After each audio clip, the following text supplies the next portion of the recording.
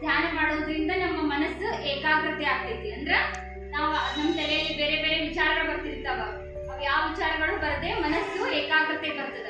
ಏಕಾಗ್ರತೆ ಬರೋದ್ರಿಂದ ನಿಮ್ದು ಅಭ್ಯಾಸದಲ್ಲಿ ಮನಸ್ಸು ಒಂದೇ ಕಡೆ ಬಂದು ನೀವು ಏನು ಓದ್ತೀರಿ ಅದು ನೆನಪುಳಿತದ.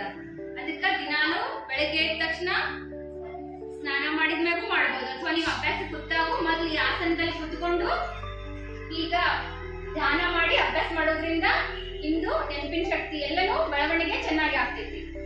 ಆಮೇಲೆ ಯಾವಾಗ್ಲೂ ಅಭ್ಯಾಸಕ್ಕಾದ್ರೂ ಇದೇ ಆಸನದಲ್ಲಿ ಕುತ್ಕೋಬೇಕು. ನೀವು ಪದ್ಮಾಸನದಲ್ಲಿ ಕುತ್ಕೋಬಹುದು. ನಮ್ದು ಬೆನ್ನುರಿ ಸ್ಟ್ರೇಟ್ ಆಗಿರ್ಬೇಕು. ಮಾಡ್ತೀರಿ ದಿನಾಲು? ಇವತ್ತಿನಿಂದ ವರ್ಲ್ಡ್ ಇಸ್ ಮೆಡಿಟೇಷನ್ ಡೇ ಅಂತ ಆಚರಿಸಿದ್ದಾರೆ, ಡಿಸೆಂಬರ್ 21. ಅದಕ್ಕೆ ನೀವೆಲ್ಲರೂ ಕೆಲವೊಬ್ಬರಿಗೆ ಗೊತ್ತಿರ್ಬೋದು, ಗೊತ್ತಿಲ್ಲದೆ ಇರ್ಬೋದು. ಇವತ್ತಿನಿಂದ ದಿನಾಲು ನೀವು ಆರಂಭ ಮಾಡಿ. ಯಾವಾಗ ನೀವು ಅಭ್ಯಾಸ